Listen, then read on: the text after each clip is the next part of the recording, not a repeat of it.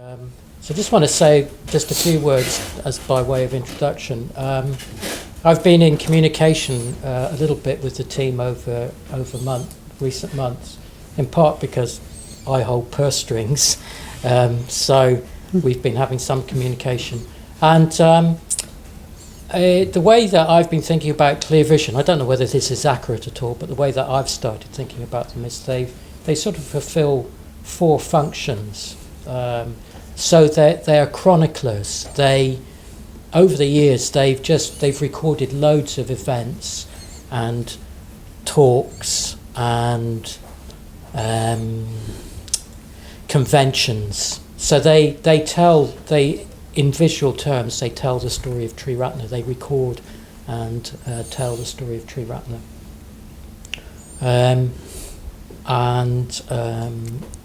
Connected with that, they're archivists as well. So that chronicling builds up into an archive of our history. And they've also gathered up or been given visual images going back many, many years. I think Bounty's given them stuff as well, which they hold that. Sanghadhara also described them as curators. They curate the museum of visual images for Triratna. So they're chroniclers, they're archivists, they're educators. So they, for sort of internally for Triratna, they've recorded talks, which can be used throughout Triratna. So that's a sort of education function.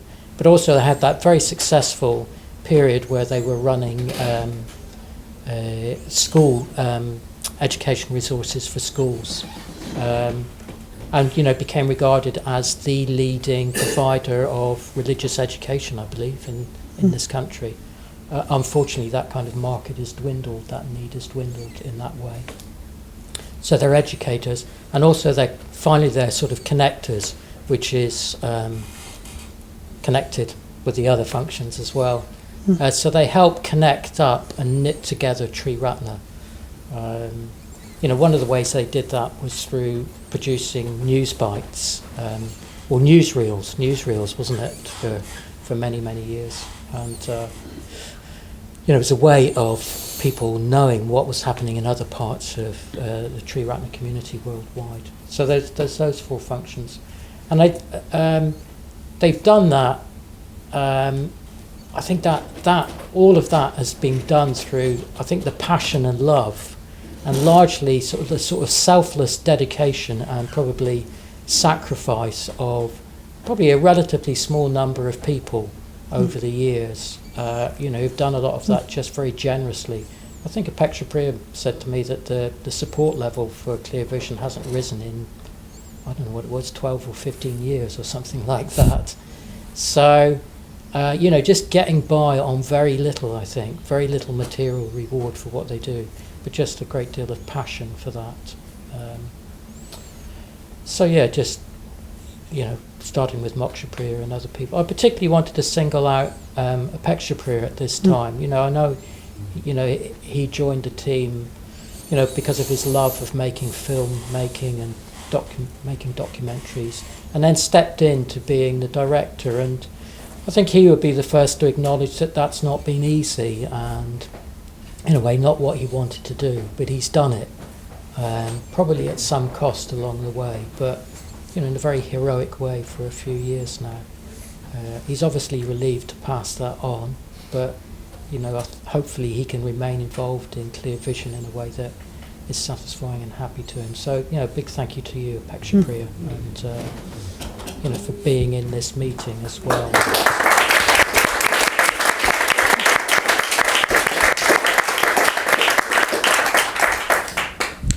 So that baton is passed to Sanghadhara. I think I first met Sanghadhara in Mexico City. I can't remember when it was. I don't know, maybe 10 years ago or something like that. It was part of this little group of very young people coming along to the centre. There was a whole bunch of them who were... it was just delightful spending time with them. It was lovely going out and having a meal and just talking to them. So that's when I first encountered him. Just sort of very sort of alive and enthusiastic and passionate and creative lots of sort of creative ideas, which I think he's now going to bring to this role. Okay, so what's going to happen is I'm going to let him talk in a minute. Probably not often you get out of talks, is it? I'm going to give it a go. You've got 5 minutes left now. Anyway, so I think he's going to give us a little bit of a history here to start off with. He's going to talk about go on to talk about the sort of video needs of Triratna, and after he's done that, he's going to give you an opportunity to come up with what you think might be the needs as well, and then probably conclude with just talking about the future and some ideas of what clear vision might become, and then hopefully at the end there might be time for, if I shut up, time for questions and answers, and I'll do my best just to steer us through all of that. Okay. But anyway, first of all, I'll hand over to Sanghadhara. Thank you. Well, I didn't expect so much of a... He's already given the first third of my presentation, so that'll make things a bit easier. Not that I even put a waistcoat for you guys, just so I take you very seriously. I do. But actually, first I wanted to step back, and probably as a way of bringing myself into this meeting. As I was thinking about this presentation, I was like, well, why am I doing this? Why am I here? Why am I at the ECA? Why am I at the European Chess Assembly in Triratna? I'm not even European. And how I end up being director of what I consider a very important institution and well-recognized institution of the movement. And in this, I just remember when I was a young Mitra, there was the first visualization I was led through. I think this was like 2005. I remember I've never done a visualization before, but I've had a strong sense of what enlightenment. I had like strong intuition of what enlightenment was, not like as a thing, but like as a present. I had a strong relationship with, or an intuition of the transcendental. So intuitively, I thought, the visualization is going to be a way for me to maybe give a form to this transcendental. So I remember being led through this, and then I am in the middle of the blue sky, which is like familiar enough. Actually, there's plenty of blue skies in Mexico. So now I live in Manchester. It's a bit more abstract concept, but in Mexico, there is a lot of blue sky. Well, Mexico City sometimes it's a bit smoky, but anyway, I knew I had a sense of what a blue sky was, and then a rainbow-colored cloud, which was a bit weird, but anyway, a rainbow-colored cloud, and then a lotus, which lotuses are a lot more rare, particularly as a city person. Lotuses are just like a flower. Okay, I just put a flower there. And still keeping a connection with this presence, this transcendental. Still, I can feel the presence as these items being added on me on my visualization. And then this image, I've been asked for this presence to take the form of a 16-year-old beautiful Indian or something. It was a visualization of Shakyamuni. And as soon as I kind of put that image there, I just felt like the presence got a bit lost. It's sort of like as I was trying to tune in to something, and I just moved too much to one side. Intuitively, I thought, I'm sure this is not what it's about. I'm just going to take that layer out, and I keep this blue canvas. and I let it take the form, whatever form it needs, whatever form I might connect. And out of the blue, it's just this. What came to me was like a Dumbledore or a Gandalf. I was just watching. We just watched Lord of the Rings. I spent Christmas here, and I watched Lord of the Rings with the community. And there's something about that wizard. This anyway. I could give you an example. Well, like, why did I connect back then? Probably was a reaction of I couldn't relate with a 16-year-old being unenlightened. I couldn't see any one of my classmates. I mean, I was just 17, so I couldn't see any of my classmates being an enlightened being. So maybe as a contrast, this was this old character. But as well, these kind of old characters are this like, well, I don't want to expand very much on that, but this kind of wise, in contact with something, the bigger vision, kind of a loner, but really much in contact with something that's beyond him. Anyway, I don't want to carry on with that. But the question that came up for me in further reflections, I just found it striking that, I was Mexican. Well, I am Mexican. And suddenly I had this image that, it's not Mexican. What that told me is like my psyche is just so maybe some complex and a very clear result of a globalized culture that is just a lot more rich, and the subconscious reaches in different ways that I don't I didn't imagine an Aztec god or a warrior or I don't know what a stereotypical Mexican myth would be. But it was this kind of more general Western. And it's this question that emerged for me, like, how the Dharma, how Buddhism is going to take form in this age, in now.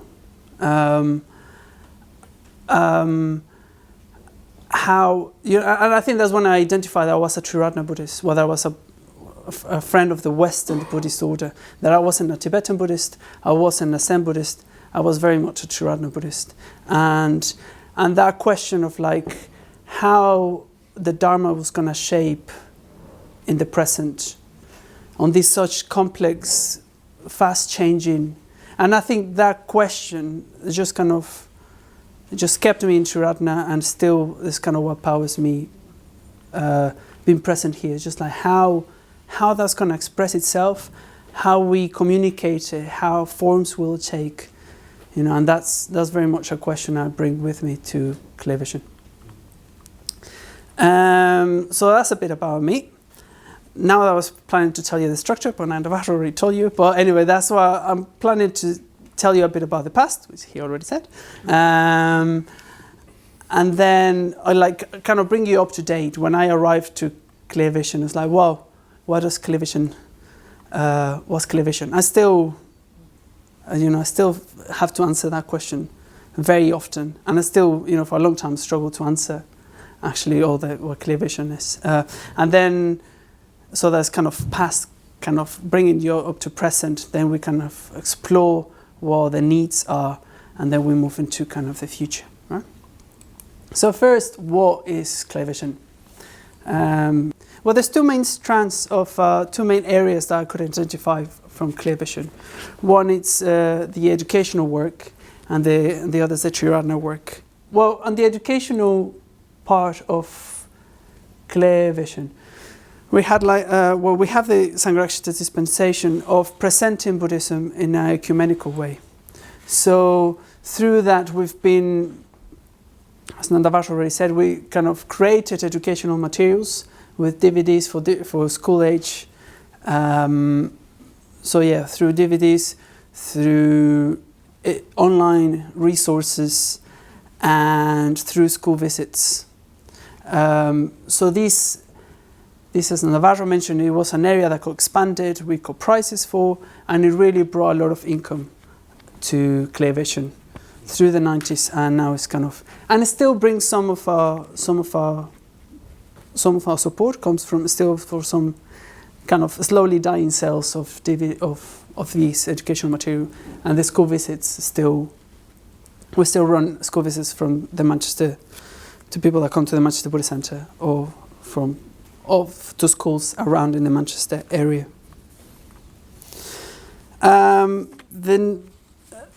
So that's an area in itself that could be explored more and it could be developed more. But I'm going to focus more on us and kind of on the Triratna area. So it used to be like two clear teams. You do like 3-4 people doing Triratna and like 10 people, or no, like 6 people doing education or something. It was a larger team. So one of our main things that started from the beginning with Clear Vision was the archiving. So there's these 2 areas, the image archive and the video archive. So for the image archive, what that means really is, we've got given hundreds of pictures from Bhante. We hold, I could give you funky numbers, but got hundreds of pictures of our teacher, Sanghadhara, from the beginning to, and we've got his trips, holidays, and his before FWO started. So I really like this picture. I just decided to choose one to not distract you very much. But you see Bhante there is probably on tour, and he was taken on tour, on pilgrimage with other Buddhists, and that's the Dalai Lama with hair. You can't see very much, but anyway, that's just kind of give you an idea of the image. We've got as well Dardus Rinpoche's pictures, and we've got as well as just movement pictures. We have hundreds and hundreds of pictures.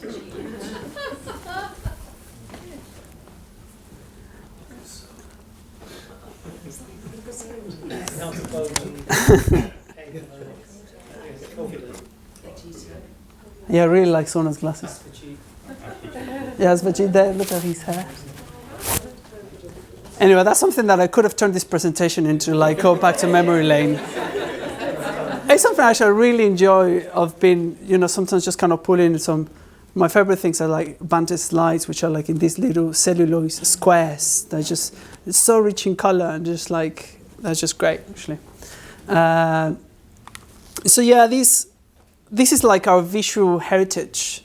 So we have Bhante's Dardus pictures, and we have, I think at the moment we're going through around 700 images, scanning and treating 700 images that Kamalashila gave us.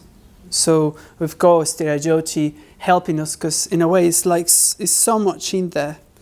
And we've really been trying to be like not like Dharmapala, but I see us like as a Sanghapala, like protectors of our history. And at the moment, a lot of this is just been hidden, really, and a lot of this are like kind of lost in our website. Some stuff are available, but a lot of them are not there. I just kind of I got a few kind of numbers of things that I know, like numbers I can find on our files and stuff. I found that around 4,500 pictures are oh, well, that's upside down actually. But 61% are unscanned, and yeah, that number is wrong. But because there's a lot more. But I wonder what it comes. Anyway, but I found around 60% is unscanned, and even pictures that are scanned, a lot of them are not treated. Are not treated. You can even see on our website, you can go and they're like duplicates, and you can see like still dust in them and blah blah. Anyway, and of what you can see online available, it's just like 14% of what we've got in physical and in other obscure folders. When I was telling Sri Rajati that I wanted to put some graphs, because he's the one that he's kind of trying to understand what's going on with the image archive, because it's really like a big monster. He was like, no, don't give them figures. We really don't know. But like, I can't tell them like we really don't know. I want to give them a number to say like, look, this is as little as we know, because he was really reluctant to give us numbers, because he's like, no, we've got thousands of pictures. I just found this box of like, I don't know how many pictures are there, and like, I was like, well, I'm not going to turn up and say that. So for what I know, this is what I know. But I guess what I really wanted to communicate is like a lot of our archive is very much like an iceberg. 75% of all statistics are made up. Yeah. Well, I'm not quite. Well, like for as far as of the ones I know, of the files I know, these are my statistics. But there's still something that falls out of that statistics. So I didn't kind of completely made it up. This is of things that are still in our files. But we get the picture. Okay. It's just like, don't tease me, I don't.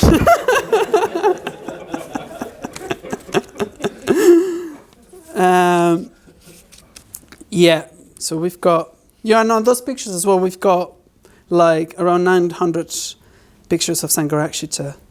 And online, just online, we've got available, like 1,200 pictures. 1,200, over 1,200 pictures. And not just of our history, but as well, we've got some of our, some of the artwork as well is there. Some of the arts, and it's something actually, personally, I would like to make sure it's a bit better known. Like there's more artists in our movement. I think we've got a great richness in. So in collaboration with Sanghadhara, at the moment I'm exploring it. Okay, it's great the Triratna Arts catalogue, but how can we, it's an expensive project and it doesn't go very far, and there's a limit of images that you can put on the arts catalogue. So how can we put them somewhere that people can see they exist and maybe even own one? If they know the artist and they want to support them, no, they can give them some money, or what's the word? Not order one, but commission one. Yeah, they can either commission one, but maybe sometimes we just like a postcard. So how can we get a postcard? But anyway, at the moment we're exploring into ways that, in relation with the artist, like what do they want? But at the same time, I guess me as a consumer, just like I want to see. I want to see what's out there. I want to see the Triratna artwork in one place, and I want to maybe, if I can, have a print of it. So I'm exploring like how can I facilitate that. So the seeds of that has started anyway from my predecessors at Clear Vision. So so moving on to video. Nandavash already mentioned we've got newsreels. There is around, at least online, we've got over 200 newsreels from 93 up to 2002 or something like that, when we stopped, 2002, 2004, when the newsreels stopped. So, those videos are really bringing stories about how things got developed. I hope you are familiar with newsreels. I believe you are, but if not, I hope you get to know them a bit. Because it's great, actually. Sometimes I just post old newsreels that really paint you a picture of how things, where the problems were there back then, and how were people in the centres. And again, it's part of our history, I suppose. And we've got as well lots of order talks and through the ages, as well as many between 300 and 400 videos with Sangharakshita of different lengths. A lot of them are just like answering questions from a long interview or other talks or in his travels, or there's a lot there. We've got over 2,000 videos online, and again, like an unimaginable and unknown at this stage of hours of footage in our archive. And I still have the tapes of it and Some of it has been digitalized, not everything is digitalized, so that's another area that it's a bit of an iceberg. Yeah, and bringing more to present, what we've done a bit more recently is just really film and document, as Sanghadhara was mentioning. We do film all, the talks. We're trying to be present in the main big Triratna events. So from combined conventions to Buddha Film Festival talks and events, the international retreat, and as well as some men's and women conventions. You know, kind of to mention a few.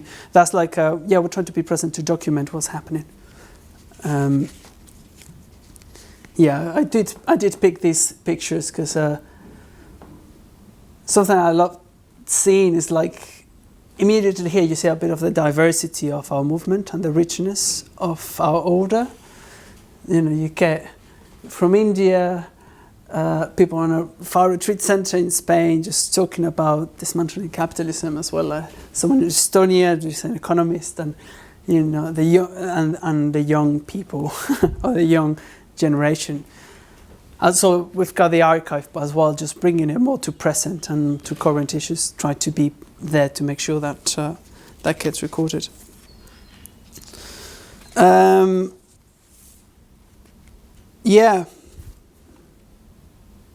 And the other thing is, the news bites. So the newsreel stopped existing in 2002. And it's not until 3-4 years ago that, I believe, from you started to bring the initiative of take the news bites back. And we're still exploring the format of just kind of bringing. They used to happen every 6 months basically, and we used to sell them on VHS, sell them to centers where they would watch them in Sangha Day and Buddha Day. And the idea, I think, the need there was before the internet got big, I suppose, to get a sense of the internationality and the diversity of the projects. And just bring you up to date to I guess bring you an idea of what the movement is and what is happening. Just bring you the news, but by connecting with people through visuals. So that's some of the things that we do at Clear Vision still, as well as something, I don't know exactly how to call it, but something like I've been calling it like technical support. We do receive a lot of emails. Actually, sometimes we receive a call of how to upload a talk to Free Buddhist audio or something. So people do as well connect us with other things, and or just with any kind of visual issue, or they want to create a video. So how to buy a camera, which camera, how to upload it. So that's been that's something that happens as well. We are based in the Manchester Buddhist Centre, so we get a lot of interaction as well with the Manchester Buddhist Centre, on with their stuff. Particularly, at some point where we were a lot worse in the money area, we were trying to create websites and offer all the service that would bring income to the team. So in a way, there's still that relationship is still kind of lingers of us helping in other areas to other teams, to other centers. We've been doing that. The video that was showing on Loop previously is of a news bite that we did. That is the first Mitra ceremony, online Mitra ceremony of the BuddhistCenter.com. So we went down to Brighton as well. We live broadcasted it. So we was there on Instagram and Facebook. So really exploring what's this new live thing, and as well all the talks that we film, or most of the talks, we turn into audio and we put them on Free Buddhist audio. So it's a great as well overlap on other projects. We help Windhorse Publications to do little videos that they put on there. So there's little things, and we often whatever people come to us, and we really try to support them and or do what we can't really. Yeah, filming the ECA talks or other things. So with this, I guess I'm trying to bring you up to date of what we're doing, and I'll use this as a little break, to finish this, like bringing you up to the present. I want to show you the latest news bite that I did from a trip that I came back in November to India in one of her conventions. Anyway, well, it should tell the story itself.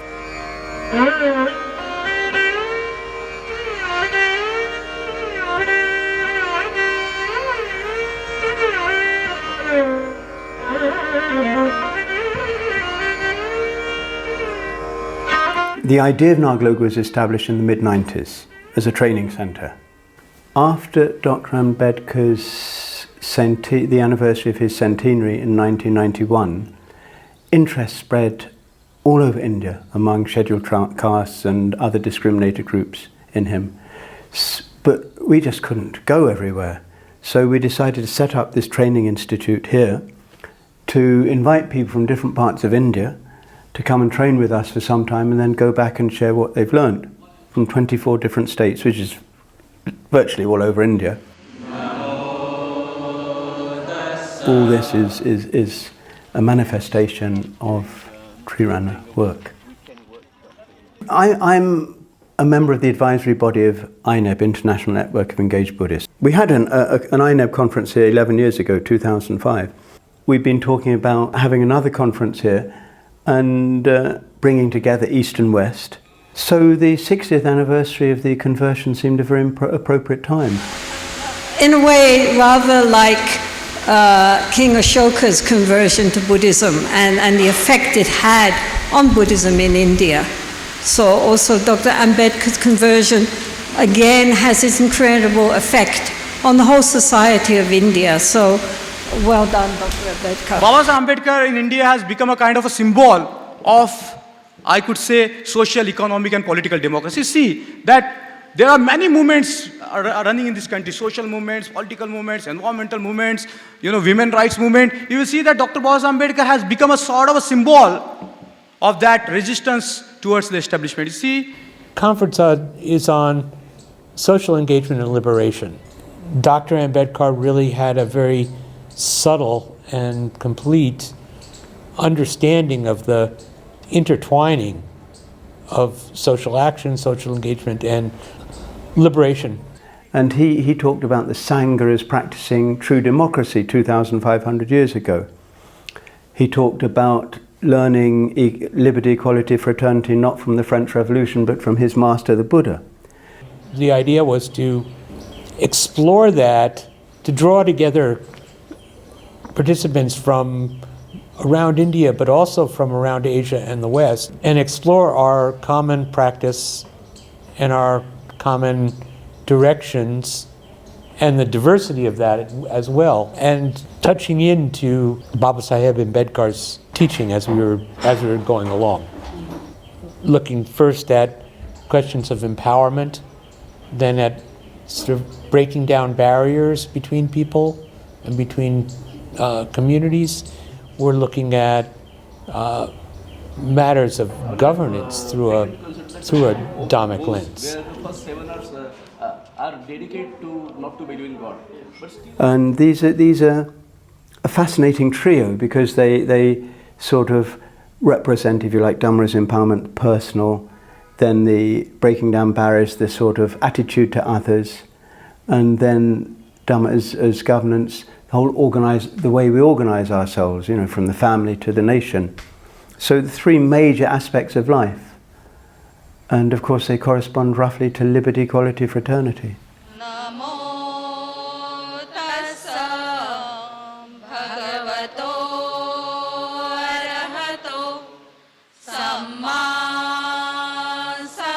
We had a brief introduction to the day, refuges and precepts, but then we'd have 3 lectures or 4 lectures, tea, 2 lectures, or 20 minutes each was the norm. Then in the afternoon we'd had discussion groups for an hour and a half.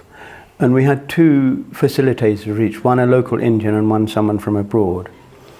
And in a sense, this was the most important part of the program because, it's how we engage with what we hear. To my mind, is the most important thing, and that's what we go away with. Yeah? And apparently, most of the groups were quite stimulating. And then after that, for an hour and a half, we have a panel discussion. So some of the questions that come out of that group go to the panel chairman, and the panel consists of the speakers in the morning. We see what they come up with. The first evening of the conference, we had Savi Savarkar, who's the most famous Buddhist Ambedkarite painter, a very, very dramatic and very close friend of ours. So we had a small exhibition of his.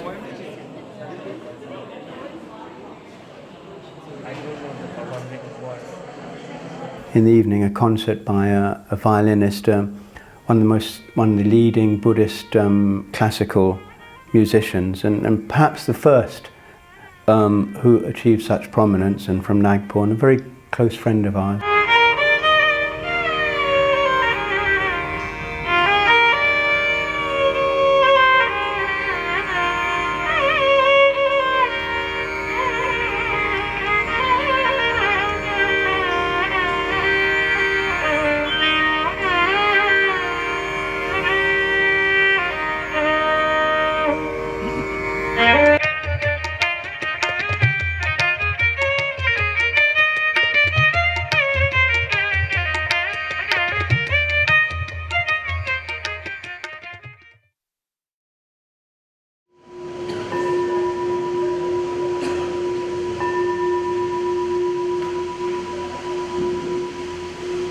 If this moral revolution is to take place, if there is to be a transformation in attitudes, fundamental ideas about life, and in moral perspective, then there needs to be an agent of that change, of that moral revolution. It's not going to happen by itself. Everyone, after all, are practicing the same, the Dharma, Buddha, Sanghadhara. They also practice a lot of compassion, and we also do like that, and we also thinking of to help others, and they also doing that. And so I feel that Buddha in the many form, Buddha came in the many form. It's Sangha that is the agent of that moral revolution. Sangha we define as the community of all who go for refuge to the three jewels. Fundamentally, it consists of every man, every woman who commits themselves to practicing the Dhamma in harmony with others in order to move towards enlightenment. What comes out of it, I'm not sure. That remains to be seen.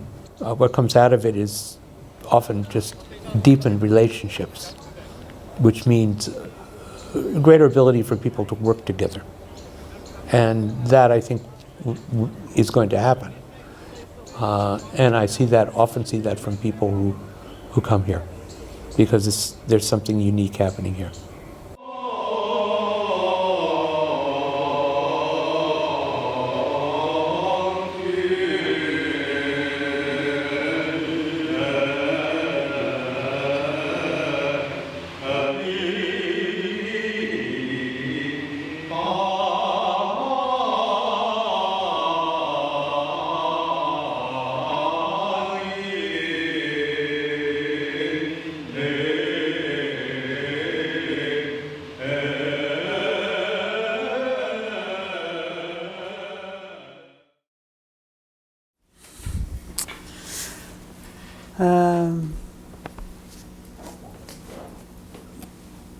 I'm like, shall I say something about this video? No. Anyway, I filmed it and edited this, and maybe just because something that people that don't see this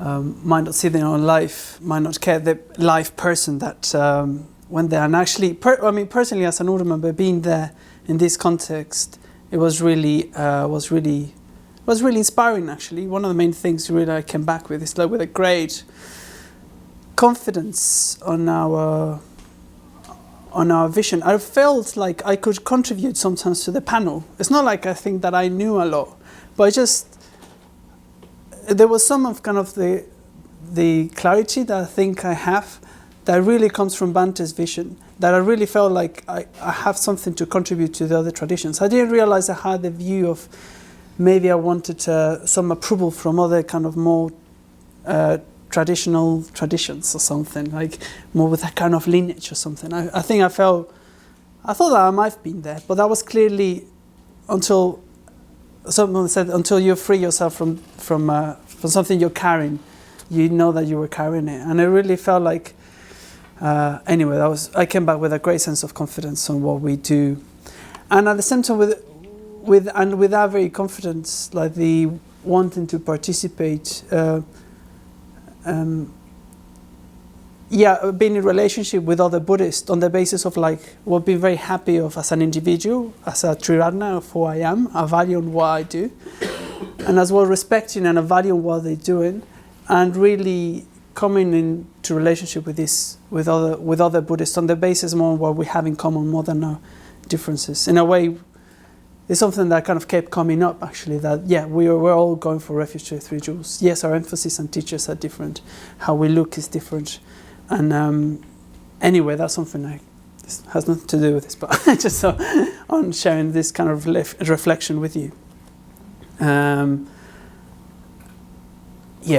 So anyway, and just to finish that, something that we haven't mentioned is Video Sangha. Video Sangha was trying to be the the free Buddhist audio of video, or the Buddhist or the Buddhist or Triratna YouTube, basically a place where you would kind of go and find without having to get distracted on YouTube, but just kind of, if you want to see a Dharma talk or something else. And the intention is not just something that Weekly Vision creates. Again, this is the equivalent of curation on video. So just like, to finding what the video that's happening around the movement and bring them to one place. That's kind of something, an area that sort of that's been present. Just so as a summary, that's kind of what Clear Vision does. We have the educational area and the Triratna area. The education has still DVDs and school resources, as well as online material and the school visits. So this is kind of a little summary of what we've done so far. And in Triratna, we've got our image archive, which is Sanghadhara and his teachers, the movement, some of the art in the movement. We have the newsreels and news bites and Sanghadhara on video as well as these other areas like that I still don't know how to fit, but like this kind of technical support and other like little projects that don't fit neatly, but it's just like how we kind of keep contributing, doing stuff with other people. So this is like past to present, and now I want to move to more explicitly to the present, which is something that I've been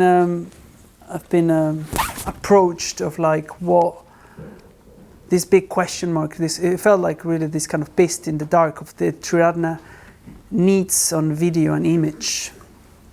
I'm gonna make an attempt of what these needs might be, and then I'll give you an opportunity of you. This is me like trying to shine some light into this beast, and then maybe together we can bring more light into it.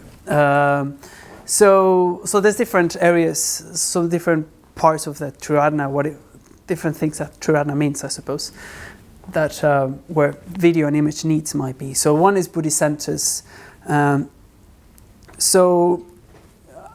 Thinking out loud, maybe something that you might, a place where you might need image and videos is in your classes or festivals, something like audiovisual materials. You might want to bring a big poster of the Wheel of Life, or you might want to show something that illustrates well, maybe an old news bite. So if you're looking at a story like this,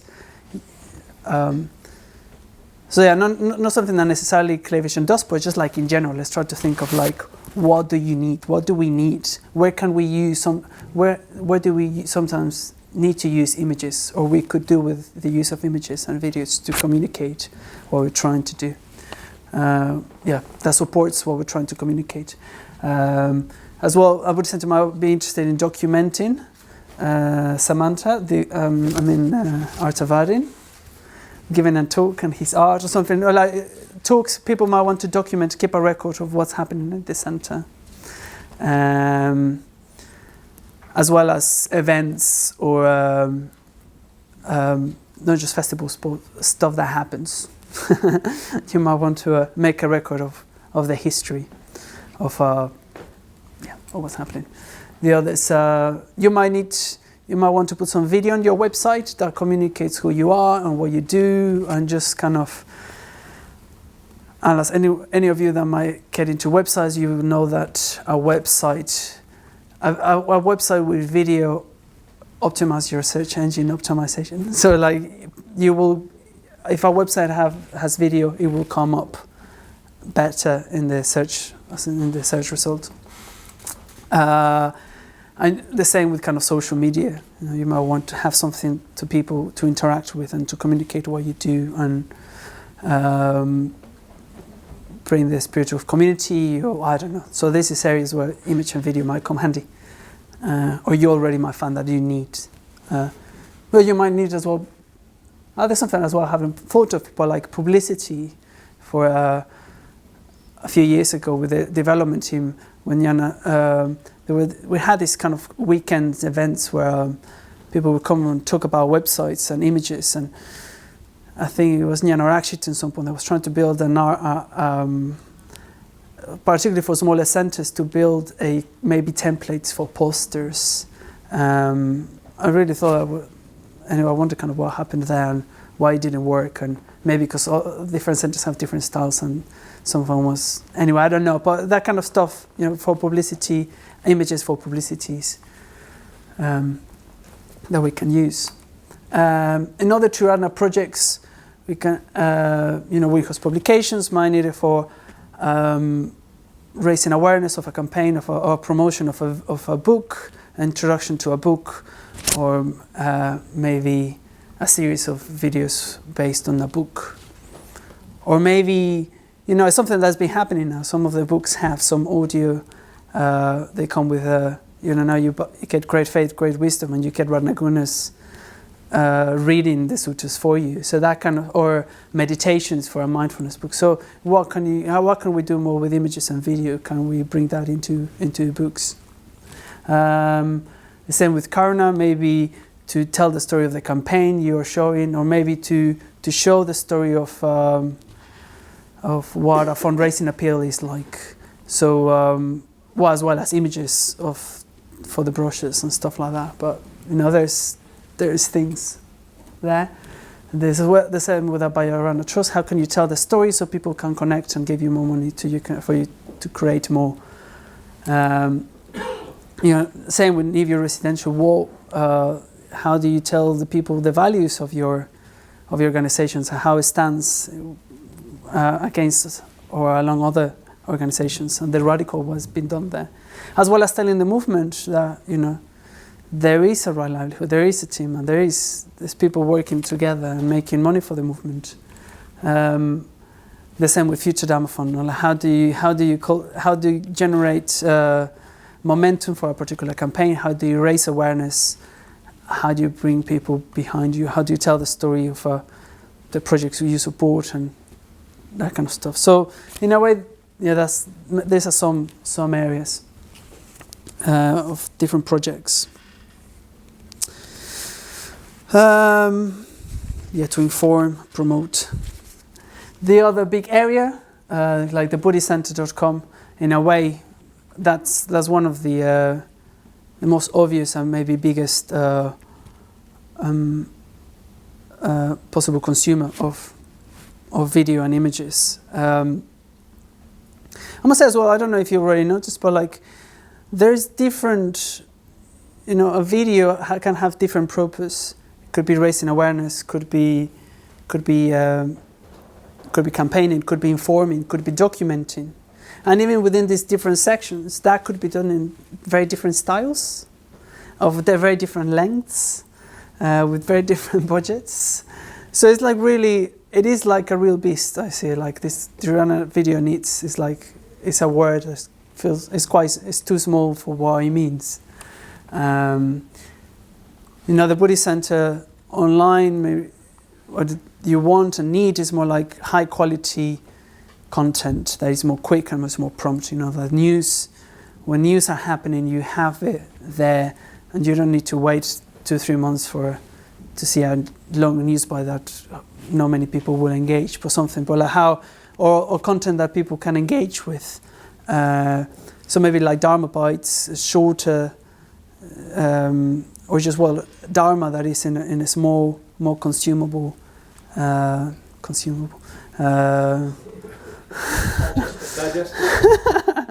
Engaging. Digestible, okay. Now I think of digestive biscuits. That's done. I was born. Anyway, that's fine. Quick.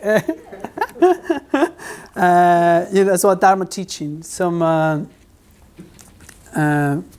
Recently we did this series of with Tricycle of Vidyamala teaching mindfulness. So it's like that kind of stuff. Like how can we teach online for us where people can engage, how can we bring teaching into online platforms? The same content event related with this for Buddhist Action Month or the Urban Retreat or this 50th anniversary. So like there is a need of having content, images and video there. The same needs to kind of select the video that goes in there and that is a good quality, and fishing from all those, an area that you have, there's different areas within what content comes into the website, so as well, what kind of video goes into here. That's what that communicates our community. Our news bites. Just because that's what they're trying to say, but maybe as well shorter versions of news bites. Again, they are more digestible, yeah. Accessible, yeah, accessible. We can carry on looking for words, and a live video and image coverage of events, like as we've been doing with sometimes with conventions or here. There's been a coverage, particularly like the international retreats or recently like the Mitra ceremony. So there is and this live video is something that as Facebook is pushing, is something that might become more relevant. So how do we use live video? Do you want to stream live your talks, or do you not? Like, how can we use live? Do you live stream other things? That's as far as that's kind of me brainstorming, trying to point into the darkness what this might be. So now I wanted to bring this in relation to you. I bring questions, so it's not me just talking, as well to kind of get a feedback of how am I getting into this darkness of video needs, right? So like as an institution, we're kind of trying to answer, trying to respond, to help, to reach to these needs. So now is an opportunity for us to find those needs. But so I would like us to, I'll invite you to come into groups of maybe 4 people and explore mainly 3 questions. I thought this could be just one question, like what is the video needs of your situation? But I think there's a broader, I'm interested in actually in 3 different levels. One is what kind of video you personally want or need more what kind of video you as an individual can engage or get inspired in, what video you like, what draws you, what kind of you need actually. Not just you can, maybe more on the emphasis on need more than want, because you might want more videos of cats, and I'm not interested in producing videos of cats. But in terms of, well, I don't know, maybe if you are, if the suggestion comes strongly enough, I'll hire a cat, okay? But that is one way. The other is what kind of images and video does the world need? You know, you already seen, I think there is a big demand of cats, but I think there's a lot of offer of cats. But what is missing now there? And then as well, what does your situation need in terms of images or video? Okay, so I've got a few cards. Well, I actually got them from the previous workshop. Thank you very much.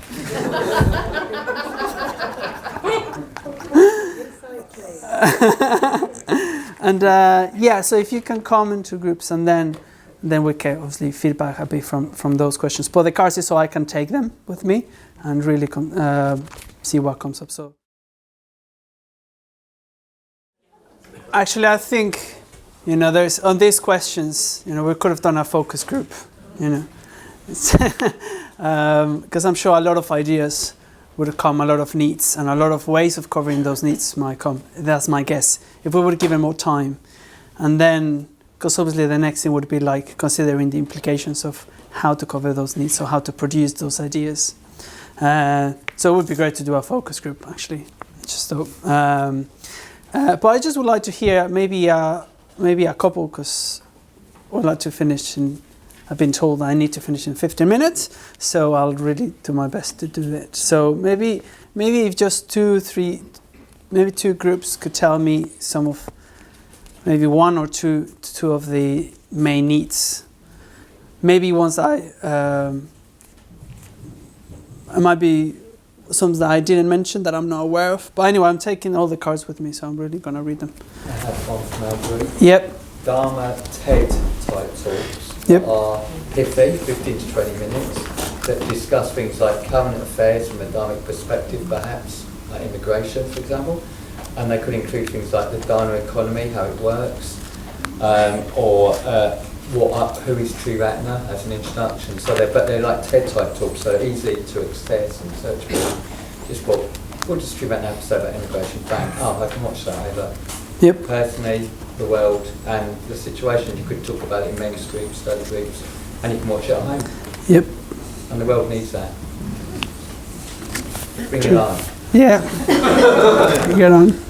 We just spoke about the third question, and one need that we identified, or one thing that we'd like, would be to have a stock image libraries, both video and still images, which were curated so that whether that's for posters or for websites or for whatever it might be, rather than each centre reinventing the wheel, to actually have some images that are curated so that we could confidently draw down without image permission issues as a way of representing. I like that as well. As a way of representing Triratna, and also maybe having a kind of a news feed that could be on websites where, you know, maybe there are 5 still images a week that can appear on a website, or a video, a 3-minute video that could just be that could pop up into a website, and we could be confident in the content of that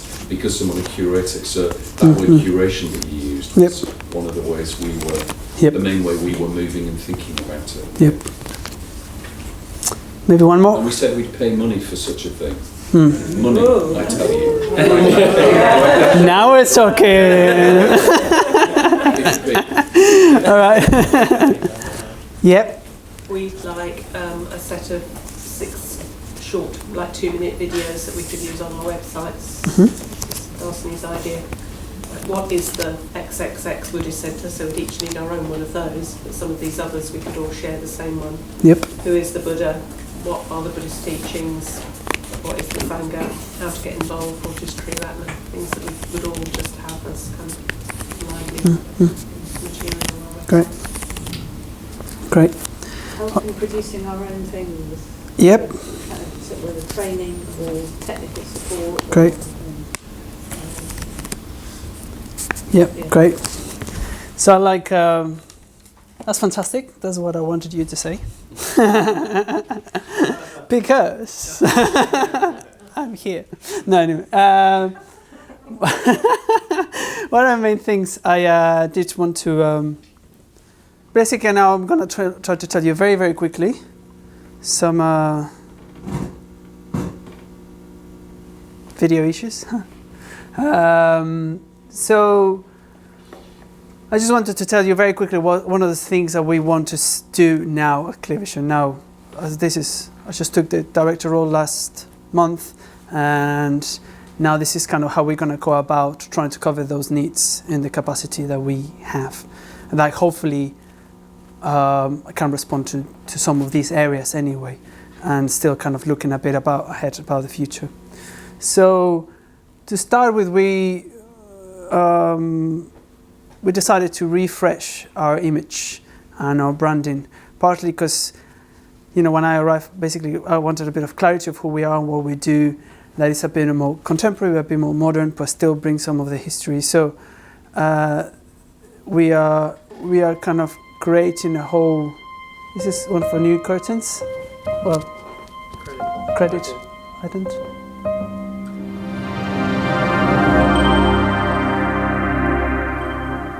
So we're starting with a bit of work on the rebranding Clear Vision, just kind of refreshing our image, so I can communicate more clearly and succinctly what we do, and our work.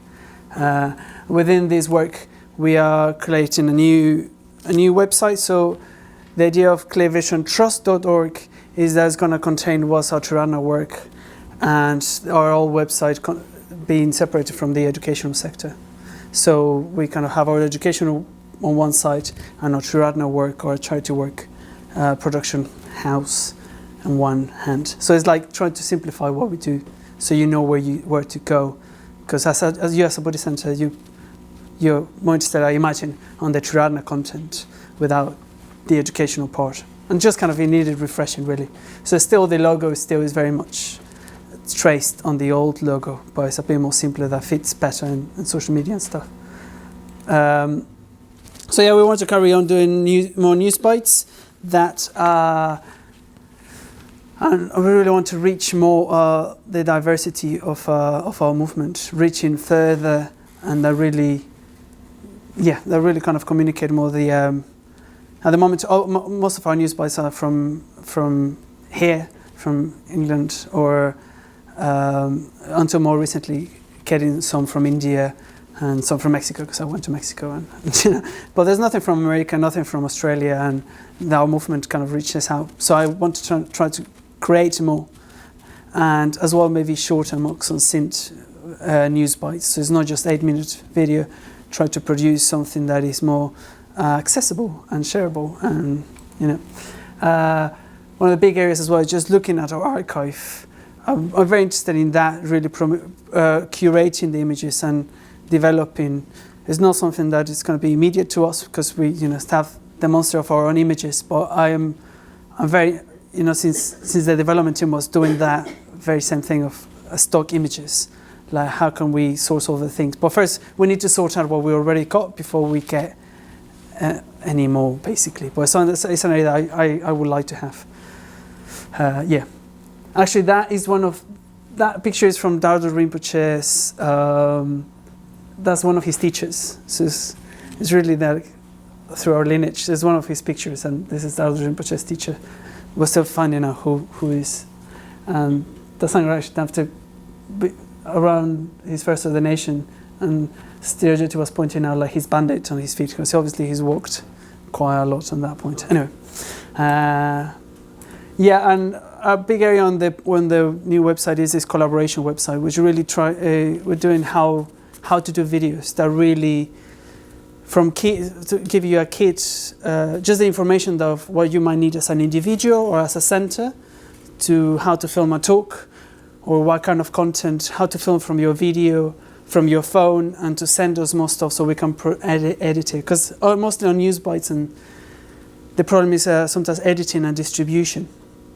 So it's like how to create better, empowering you to create better content, and as well training people in your centers so you can produce more video, but sometimes how to produce better video, so you either put it on your own websites or you give it to us to produce something better and make sure that it goes in the right places. So that the Collaborate page is really that kind of, trying to, and there's different areas of people bringing volunteers like to put subtitles so we reach other languages. So it's going to be an area of development, looking for collaborators and how to collaborate with other projects. As well, the video Sangha as well start to curate in a bit better our videos. Some kind of these projects are kind of interlinked, but reaching out further. And the other areas as well is just creating video that is shorter, that is a bit more snappy and is more shareable, and things that you can precisely share on your own social media, and you can share on your websites.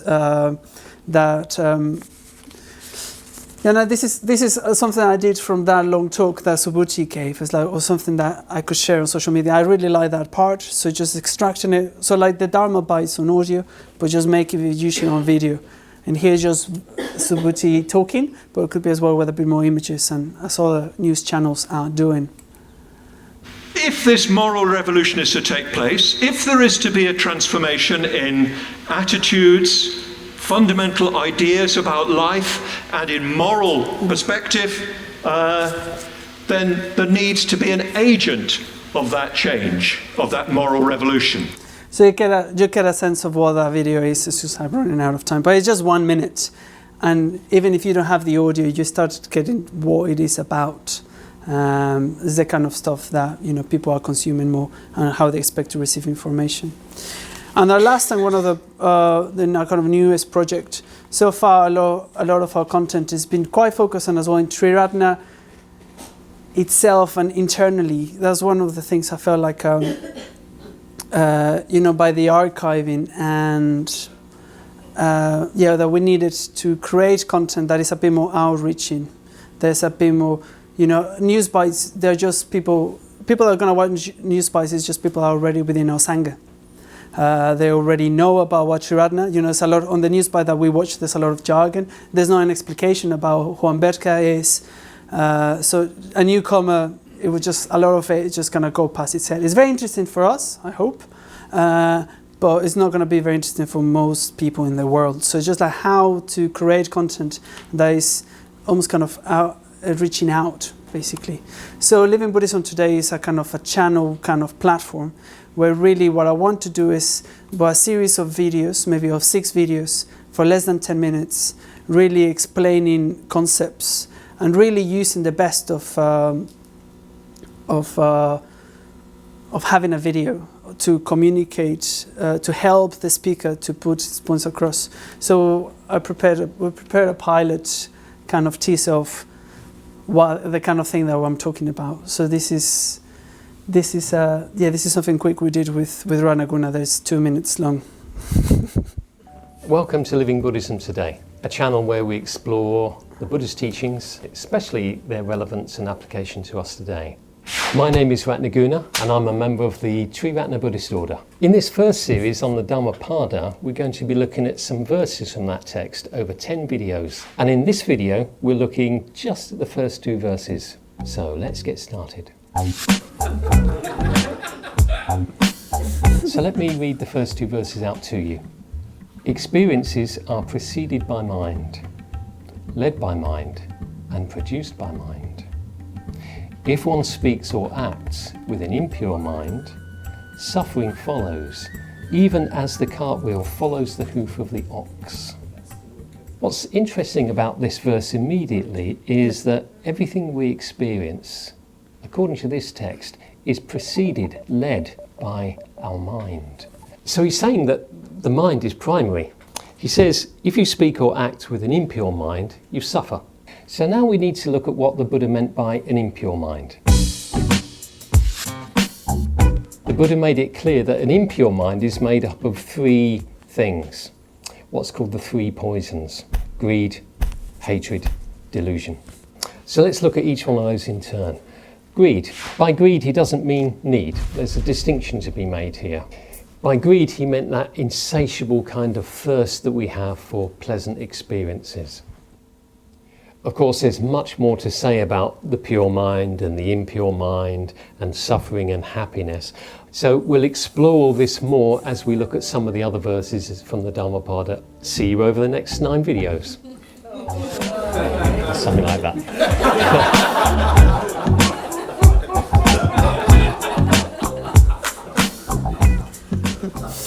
So this is just to give you an idea, though.